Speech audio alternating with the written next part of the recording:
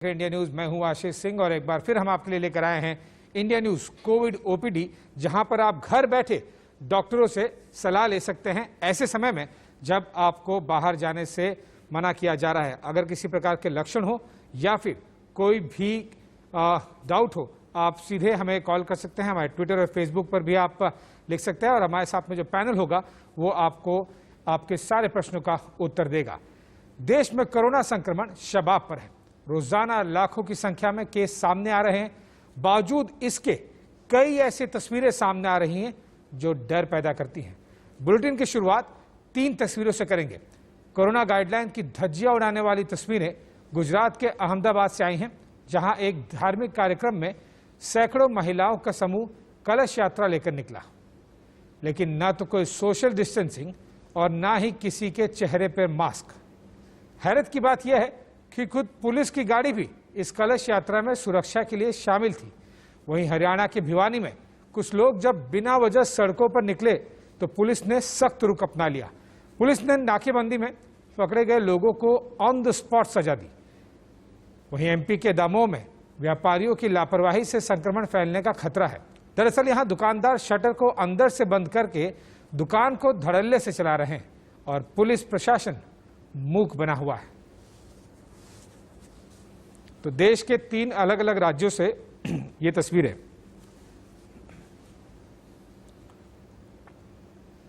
उत्तर प्रदेश का रुख करते हैं। यूपी में लगातार एक एक करके लॉकडाउन बढ़ाया जा रहा है। बावजूद इसके न लापरवाही कम होती दिख रही है, न संक्रमितों की तादाद। बीते दिनों यूपी पंचायत चुनावों के नतीजे जारी हुए। इस दौरान जमकर कोरोना प्रोटोकॉल की धज्जियां उड़ाई गई। सीतापुर में पंचायत चुनाव के परिणाम आने के बाद उपद्रवियों ने जमकर बवाल किया। इस दौरान एक गाड़ी में तोड़फोड़ भी की गई। पुलिस ने मामले में 24 से ज्यादा लोगों को गिरफ्तार किया है। बुलंदशहर में बार बालाओं का डांस हुआ। इन सबसे अलग जहां चुनाव के नतीजे उन पर चुनाव आयोग ने शांत रहने की सलाह दी थी, तो वहीं अलीगढ़ में जीत की खुशी में प्रधान के समर्थकों ने खुलेआम फायरिंग की। भारी हुजूम के साथ जुलूस निकला और इस जुलूस में सारी हदी को लांघ दिया गया। फायरिंग का वीडियो सोशल मीडिया पर वायरल हो रहा है। तो रामपुर में प्रधान ने जीत पत्र लेकर बैंड बाजे के साथ अपनी खुशी का इजहार किया, जिसके बाद पुलिस ने प्रशासन को गिरफ्तार कर सलाखों के पीछे भेज दिया है।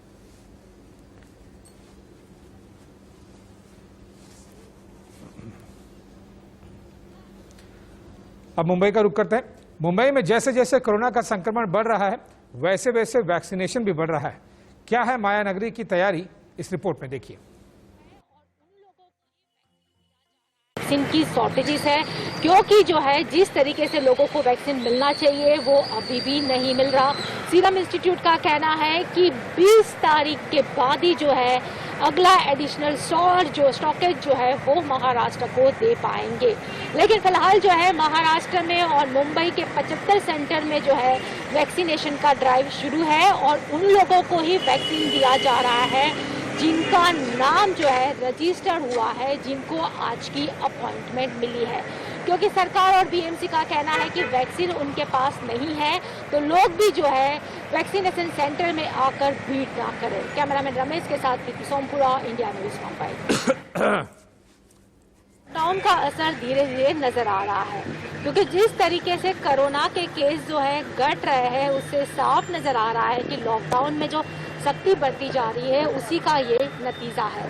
जगह जगह पर जो है मुंबई पुलिस के द्वारा जो है नाकाबंदी की जा रही है। साथ में ही वो लोग जो घर से बाहर निकल रहे हैं और ऐसे लोग जो एसेंशियल सर्विस से जुड़े हुए नहीं हैं, उनके खिलाफ कार्रवाई की जा रही है और साथ में ही जो है सख्ती बढ़ती जा रही है। और इसी का कारण है कि जो है महाराष्ट्र समेत मुंबई में जो है कोरोना के जो केस है वो काफी कम हो रहे हैं। इतना ही नहीं, महाराष्ट्र सरकार ने जो है 15 मई तक जो है लॉकडाउन भी जारी रखा है और साथ में ही महाराष्ट्र कैबिनेट की आज एक मीटिंग कोरोना की सिचुएशन को लेकर जो है आज बुलाई गई है, जिसमें कोरोना की स्थिति के बारे में चर्चा की जाएगी। प्रीति सोमपुरा, इंडिया न्यूज मुंबई। वहीं जयपुर में भी लॉकडाउन के बावजूद कोरोना केस में बढ़ोतरी देखने को मिल रही है। जयपुर के जिला महिला अस्पताल की क्या तैयारी है, इस रिपोर्ट में देखिए। बढ़ता ही जा रहा है। लगातार जिस तरह आंकड़े बढ़ते जा रहे हैं, सरकार की चिंताएं भी बढ़ती जा रही है। मुख्यमंत्री अशोक गहलोत और चिकित्सा मंत्री लगातार लोगों से गाइडलाइन की पालना करने की अपील करते हुए नजर आ रहे हैं। वहीं चिकित्सक भी कहीं ना कहीं संसाधनों को दुरुस्त करने के साथ साथ ही हर अस्पताल में आने वाले मरीजों को भी बेहतर इलाज मिल सके, इस पर पूरा फोकस रखे हुए हैं। इस वक्त मैं जनाना अस्पताल में मौजूद हूँ, जहां अधीक्षक हमारे साथ मौजूद है। व्यवस्था हमने बहुत अच्छी कर रखी है, क्योंकि ये अस्पताल जो है बड़ी घनी आबादी में है और यहाँ पे जो वैक्सीन लगाने वाले लोग हैं वो भी अत्यधिक संख्या में है। रोज औसतन करीबन 150 से 125 के करीब वैक्सीन लगाने आते हैं। तो हमने व्यवस्था ये कर रखी है कि जो वैक्सीन लगाने वाले लोग हैं, करीबन मैंने 20 के करीब स्टाफ जो है वहाँ पे लगाया हुआ है, जिससे कि किसी भी लोगों को वहाँ पे प्रॉब्लम नहीं आए और सोशल डिस्टेंसिंग मेंटेन करें और व्यवस्था पूरी अच्छे से रहे। अस्पताल अधीक्षक पुष्पा नागर ने बताया कि कहीं ना कहीं आम जनता जब तक जागरूक होगी, उसके बाद कह सकते हैं कोरोना का खात्मा किया जा सकता है। हालांकि जनाना अस्पताल के बारे में जिस तरह पुष्पा नागर ने बताया कि अस्पताल आने वाले हर मरीज का ख्याल रखा जा रहा है, वैक्सीन प्रॉपर लग सके इसका भी पूरा ध्यान रखा जा रहा है। साथ ही साथ राज्य सरकार से भी मांग की जा रही है, क्योंकि जनाना अस्पताल है, ये घनी आबादी वाली क्षेत्र में फैला हुआ है, पुलिस लाइन पास में है। ऐसे में 18+ के लोगों को वैक्सीन लगे तो कहीं ना कहीं आम जनता को भी इसका लाभ मिल पाएगा। कैमरा पर्सन गिरीश के साथ मैं बसंत, इंडिया न्यूज, जयपुर। वहीं मुरैना में 18 से ज्यादा वर्ष के लोगों के लिए वैक्सीनेशन अभियान जारी है। क्या कहना है लोगों का, देखिए हमारे संवाददाता की ये ग्राउंड रिपोर्ट। मध्य प्रदेश की सरकार ने 18 से 44 वर्ष तक के लोगों के लिए वैक्सीनेशन शुरू कर दिया है। बिल्कुल स्पष्ट घोषणा है कि 18 से 44 वर्ष तक के लोग आए, वैक्सीन लगवाएं। पहले आओ पहले पाओ के आधार पर यह वैक्सीनेशन शुरू हुआ है। हालांकि वैक्सीन की कुछ कमी पहले 2 दिनों में देखी गई थी, लेकिन आज से ये शुभारंभ मध्य प्रदेश में हुआ है। 18 से 44 वर्ष तक के इन युवाओं को, जिनका कि पंजीयन हो चुका था, जिनका कि रजिस्ट्रेशन हो चुका था, उन लोगों को कॉल किया गया है। वैक्सीनेशन की कमी के कारण कुछ निर्धारित लोगों को जिन्होंने पंजीयन कराया था, उनको संदेश भेजे गए। उस संदेश के आधार पर उन्हें यह बुलाया गया है, बाकायदा पंजीयन करके, उनका आधार कार्ड पंजीयन करके, और उनको वैक्सीन लगाई जा रही है। हमारे बीच में कुछ ऐसे लोग हैं जिनको वैक्सीन लग चुकी है और आज हम यहाँ वैक्सीन लगवाने के लिए आए हैं और बहुत अच्छा लग रहा है। और मैं ये कहना चाहूँगा सभी लोगों को वैक्सीन लगवाना चाहिए। मध्य प्रदेश सरकार का जो निर्देश है, स्वास्थ्य विभाग का जो निर्देश है, उसके अनुसार हम 100 लोगों को वैक्सीन प्रतिदिन लगाएंगे और ये टारगेट जो है वो आगामी समय में सरकार के आदेशानुसार बढ़ सकता है। इसके सेंटर भी बढ़ सकते हैं, जिससे कि लोगों को ज्यादा से ज्यादा लाभ हो सके। वैक्सीनेशन सेंटर से इंडिया न्यूज के लिए कैमरामैन शमशेर खान के साथ मैं उपेंद्र गौतम।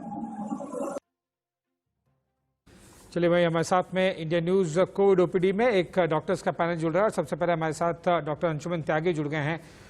डॉक्टर त्यागी, लगातार हम कोशिश कर रहे हैं लोगों को ये सारी जानकारी मुहैया कराई जा सके, क्योंकि काफ़ी ज़्यादा डर का माहौल भी है और जाहिर सी बात है कि ऐसे समय में अगर डर के मारे लोग घर में रहें तो ये डर थोड़ा सा अच्छा भी है, लेकिन कई जगहों पर हम देख रहे हैं कि ये एंग्जाइटी और बाकी इश्यूज में भी कन्वर्ट होता जा रहा है।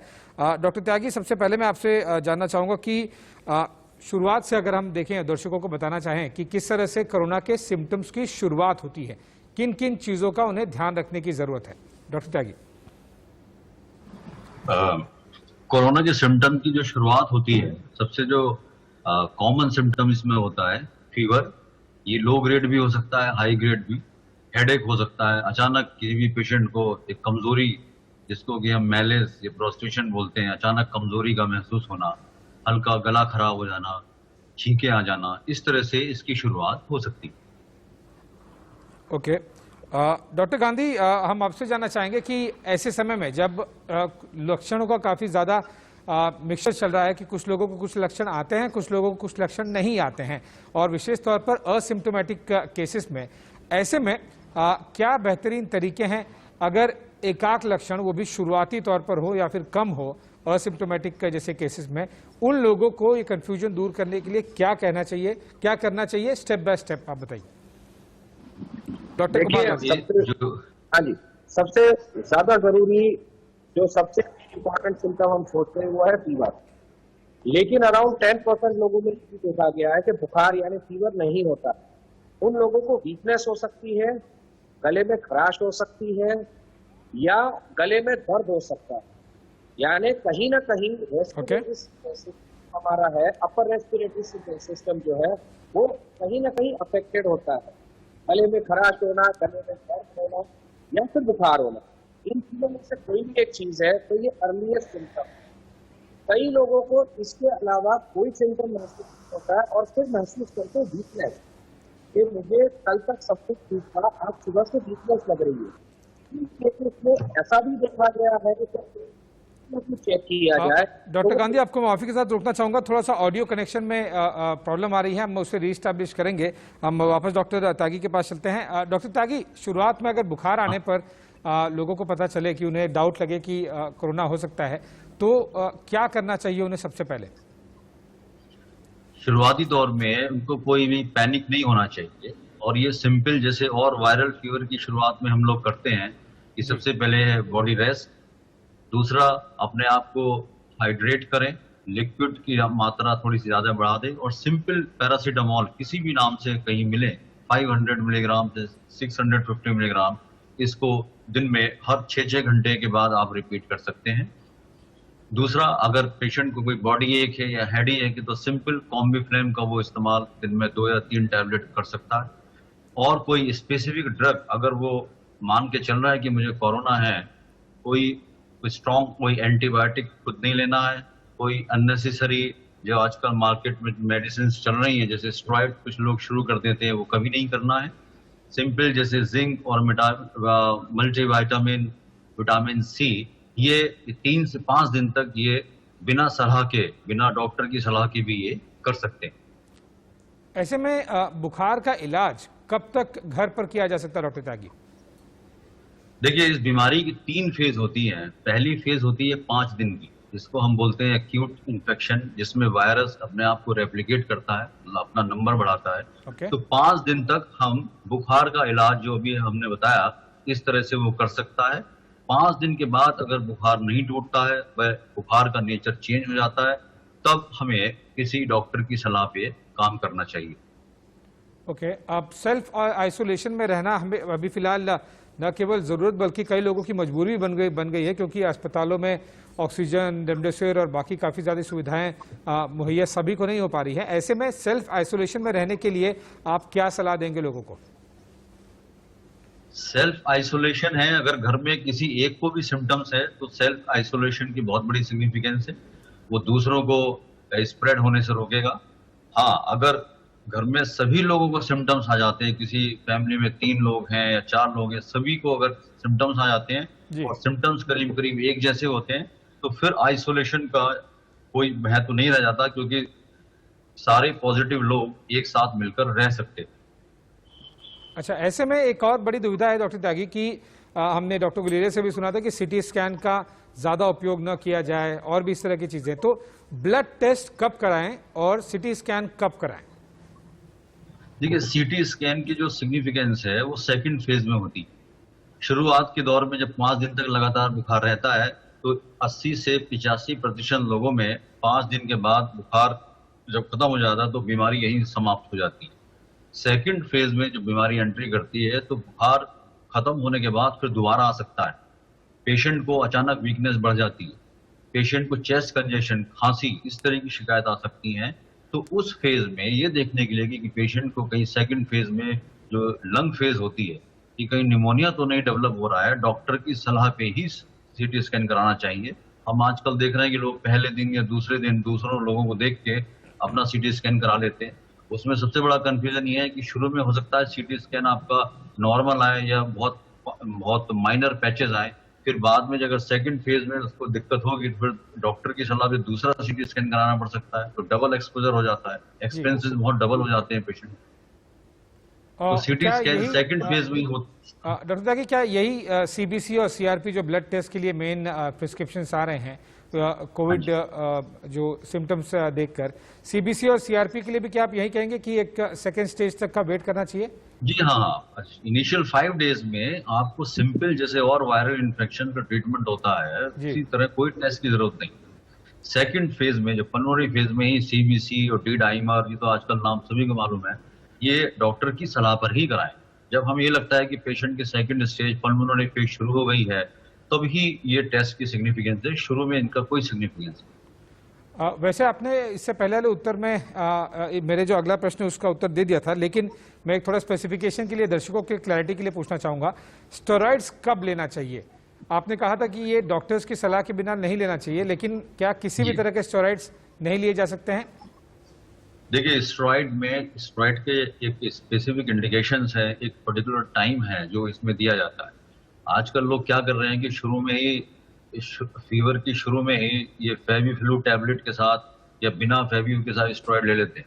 अगर आपने शुरू के 5 दिन जो फीवर की फेज होती है उसमें स्टेरॉइड लिया तो उससे क्या होगा कि वायरल लोड और बढ़ जाएगा। वायरल लोड बढ़ने से होगा क्या कि पेशेंट की ऑक्सीजन और ज्यादा डाउन होने की और जल्दी होने का शिकायत रहती है। जो स्टेरॉइड लिया जाता है वो सेकंड फेज में लिया जाता है, जब पल्मोनरी फेज, बुखार उतरने के बाद जब बुखार दोबारा शुरू होता है, अचानक वीकनेस बढ़ जाती है, पेशेंट का सीआरपी बढ़ने लगता है, या हम एक्सरे या सीटी स्कैन में देखते हैं कि पेशेंट को निमोनिया के पैचेस आने लगते हैं, ऑक्सीजन डाउन होने लगता है, तो ये कंडीशंस हैं जब आपको स्टेरॉइड लेना है। ओके, बिना सलाह के, किसी के डॉक्टर की सलाह के स्टेरॉइड नहीं लेना चाहिए, और शुरू के 5 दिन तो बिल्कुल भी नहीं लेना चाहिए। Very valid point. डॉक्टर, आपने देखा होगा कई लोगों में कई अलग अलग तरह की असमंजस आ रही हैं मेडिकेशन को लेके, विशेष तौर पर उन लोगों का जो सेल्फ क्वारंटाइन या फिर खुद ही मेडिकेशन कर रहे हैं। ऐसे में आपको क्या दिख रहा है कि दवाइयों को लेकर लोगों में किस तरह का असमंजस आपको दिख रहा है? देखिए, इसमें बिना डॉक्टर की सलाह के लोग, जो अभी हमने प्रैक्टिस में देखा है कि ये एजिथ्रोमाइसिन, डॉक्सीसाइक्लिन, ये बिना किसी सलाह के खा लेते हैं। इनिशियल 5 फेज में प्रैक्टिकली स्पीकिंग इन दवाइयों का कोई एंटीवायरल कोई इफेक्ट नहीं होता, बल्कि अगर आप डॉक्सीसाइक्लिन हर आदमी खाता है, बल्कि कॉम्बिनेशन में खाते हैं लोग। या तो आप अगर किसी को लेनी है या तो एजिथ्रोमाइसिन लीजिए या डॉक्सीसाइक्लिन लीजिए। हमने कई अपनी प्रैक्टिस में देखा कि प्रेग्नेंट फीमेल्स डॉक्सी खा लेती हैं कोरोना पॉजिटिव, जबकि बिल्कुल मना है। 8 साल से कम के बच्चों में डॉक्सीसाइक्लिन बिल्कुल भी नहीं देना चाहिए। लैक्टेटिंग फीमेल्स, प्रेग्नेंट फीमेल्स में ये ड्रग कॉन्ट्राइंडिकेटेड है, बल्कि नुकसान पहुंचाती है। और इन 2 दवाओं का कोरोना के वायरस पे कोई इफेक्ट नहीं है, बस एक सेकेंडरी इन्फेक्शंस को तो रोक सकती है, और सेकेंडरी इन्फेक्शंस को रोकने का जो ये काम है ये सेकंड फेज में होता है। फर्स्ट फेज में, फर्स्ट 5 डेज में इसका कोई रोल नहीं। ओके, एक और बड़ा असमंजस बना हुआ था पिछले 15-20 दिनों में कई राज्यों में, वो हमने देखा था कि बेड और ऑक्सीजन के अलावा वो था रेमडेसिविर का ले, और काफी ज्यादा panic buying, panic stocking, panic usages भी हमें देखने मिला था उस चक्कर में। रेमडेसिविर का इस्तेमाल एक्चुअली में होता कब है, किस स्टेज पर होता है, कितने दिनों के बाद होता है? देखिए, रेमडेसिविर एक एंटीवायरल ड्रग, ये एंटी वायरल है, और इसका काम है कि वायरल रेप्लिकेशन को रोक। अगर इस मेडिसिन को हम बहुत लेट देते हैं, मान लीजिए 7th, 8th, 9th डे, तो इसका कोई रोल नहीं। जितनी भी WHO की स्टडीज हैं इसमें इसको इसका कोई सर्वाइवल या कोई मोर्टेलिटी या मॉर्बिडिटी बेनिफिट इसका नहीं देखा गया। हमने देखा है कि हॉस्पिटल में जो 10-10, 12-12 दिन के बाद पेशेंट जो एडमिट होते हैं, तो वो वहां पे इसका 10 दिन के बाद तो कोई रोल ही नहीं है। उसके बाद तो सिंपल स्टेरॉइड और एंटीबायोटिक और एंटीकोगुलेंट का ही रोल होता है। 10 दिन के बाद इस दवाई का एज सच वायरल लोड पे कोई इफेक्ट नहीं होता है, और यही हम मैसेज देना चाहते हैं पब्लिक को कि अगर वो लेट पेशेंट एडमिट हुआ है, 10 दिन से ज्यादा उसकी इलनेस हो गई है, तो रेमडेसिविर का कोई रोल इस पेशेंट को, कोई बेनिफिट इस पेशेंट को नहीं मिलेगा। ओके, एक अंतिम प्रश्न doctor Tyagi, before I let you go. जब ऑक्सीजन लेवल अगर कम हो जाए और ऑक्सीजन सिलेंडर अवेलेबल ना हो, ये कई केसेस में हमें देखने मिल रहा है, ऐसे में क्या सलाह देंगे उन पेशेंट्स को? हमने देखा कि घरों में रहते हुए पेशेंट का अगर किसी का 96, 97 सैचुरेशन चल रहा है और अचानक उसका 90 या 89 रह जाता है, तो हम यही सलाह देते हैं कि पेशेंट को प्रोन पोजीशन में लेटना चाहिए। प्रोन पोजीशन का मतलब है कि पेट के बल आप लेट जाएं, और इसमें होता क्या कि 2 से 3%, बल्कि 4-4, 5-5% का डिफरेंस आ जाता है। अगर हम पेट के बल हर 2 घंटे लेटें, ऐसी कंडीशन में हर 2 घंटे पेट के बल, फिर आधा घंटा बाईं करवट, आधा घंटा दाईं करवट, फिर 1 घंटा सीधे, और इसी रोटेशन में अगर हम लेटते हैं, तो यही 89 और 90 का जो सैचुरेशन है, बहुत सारे कई पेशेंट्स में 94, 95 तक पहुंच जाता है, उसको ऑक्सीजन की जरूरत ही नहीं होती। ओके, बहुत बहुत शुक्रिया डॉक्टर अंशुमन त्यागी, आप हमारे साथ में जुड़े और इंडिया न्यूज़ कोविड ओपीडी में दर्शकों से अपने राय और अपनी जो मेडिकल एक्सपर्टीज है वो शेयर की। बहुत बहुत शुक्रिया। और उसके साथ ही डॉक्टर कुमार गांधी जो कि MBBS MD हैं, और साथ ही डॉक्टर तुलिका चंद्रा जो कि king George medical college Lucknow से हैं, वो भी हमारे साथ में इस कोविड OPD में जुड़े हुए हैं। लेकिन उससे पहले कि हम डॉक्टर्स के पैनल पर जाएं, एक छोटे से ब्रेक के लिए रुकें, जल्द हाजिर होंगे। आप बने रहिए इंडिया न्यूज़ के साथ।